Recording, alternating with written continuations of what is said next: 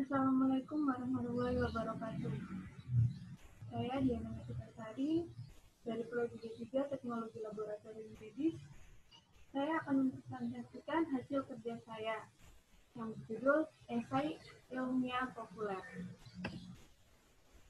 Pengertian esai ilmiah populer sendiri yaitu sebuah karangan non-fiksi singkat yang bertujuan untuk memberikan gambaran luas ataupun solusi unik terhadap permasalahan yang muncul di masyarakat. Esai ilmiah populer pada hakikatnya bersifat lebih lugas dibandingkan dengan karya tulis ilmiah lainnya. Namun, tetap saja ada beberapa hal yang perlu diperhatikan sebagai tolak ukur yang ditunjukkan kualitas esai yang kita tulis. Unsur-unsur esai. 1. Pendahuluan.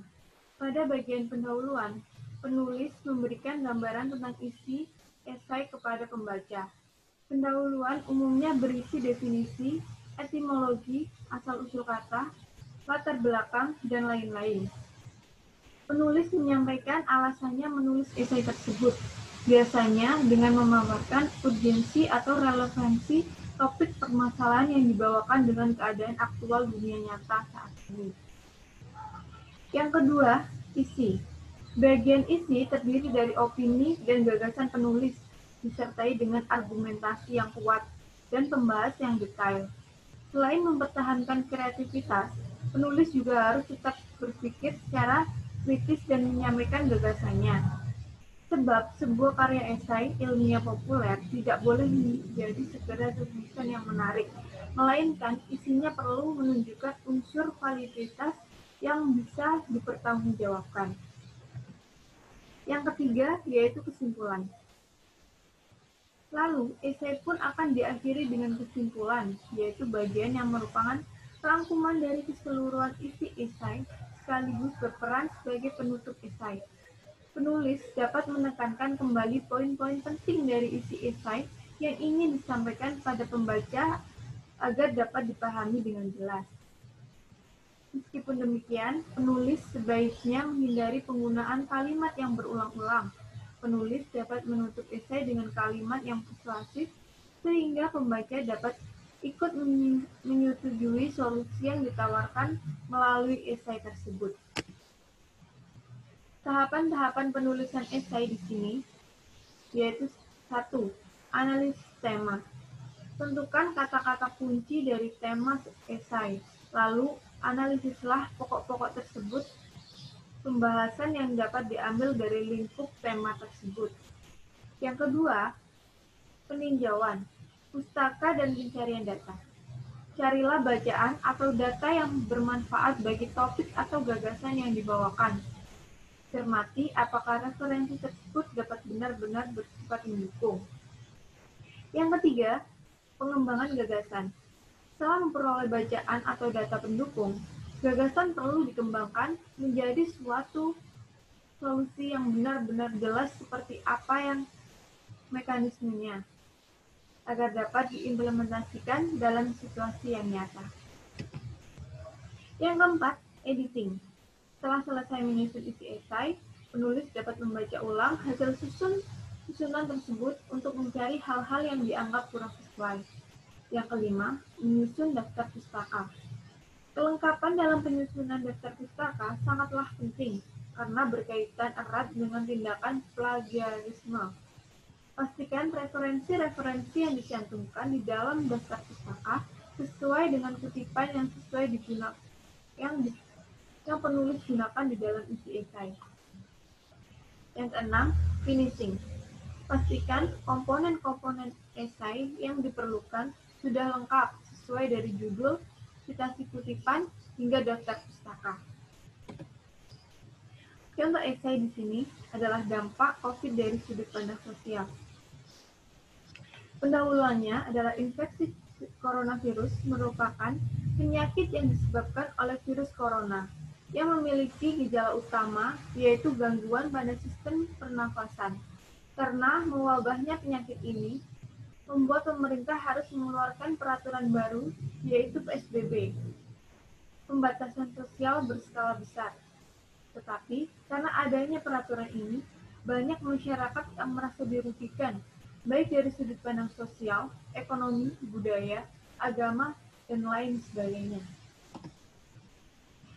Isi. Beberapa contoh akibat dari virus corona dari sudut pandang sosial yaitu: 1. Penutupan sekolah. Meskipun demikian, bukan berarti sekolah diliburkan, melainkan para pelajar harus belajar dari rumah dan memanfaatkan teknologi yang ada. Tetapi, karena adanya sekolah online, membuat para pelajar terkadang masih sulit dalam memahami apa yang telah disampaikan oleh guru mereka. Dan bahkan itu malah membuat kita sebagai pelajar itu bermalas-malasan. Dan tidak sedikit pula anak dalam taraf sekolah dasar saat diberi tugas oleh gurunya, justru orang tua yang mengerjakan. Karena hal itu, terkadang ibulah yang merasa terbebani karena belum tentu mereka juga paham akan tugas anak-anak yang telah gurunya ajarkan. Belum lagi mereka harus menyelesaikan pekerjaan rumah tangga. Yang kedua, kekerasan rumah tangga. Salah satu dampak yang paling buruk adalah kekerasan rumah tangga.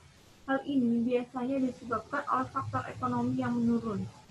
Karena adanya peraturan yang menuntut mereka untuk tetap di rumah saja, dan banyak orang yang harus kehilangan pekerjaannya.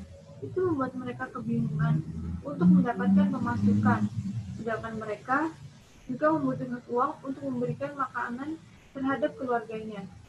Itulah mengapa tidak sedikit suami atau ayah yang melakukan kekerasan terhadap istri dan anaknya. Yang ketiga, pekerja perempuan. Tenaga kesehatan di garis depan. Menurut data Badan Kesehatan Dunia WHO, sekitar 70% pekerja di sektor kesehatan dan sosial berasal dari kaum perempuan. Bahkan, tidak sedikit pula, wanita dalam keadaan hamil pun turun ke lapangan untuk memberikan pertolongan terhadap pasien yang terjangkit virus corona. Bahkan, tidak sedikit pula tenaga kesehatan perempuan yang gugur di medan perang, seperti beserta anak yang dalam kandungannya. Yang keempat, pekerja rumah tangga migran. Tak sedikit para WNI yang bekerja menjadi ART di luar negeri demi mencukupi kebutuhannya dan keluarganya di kampung halaman.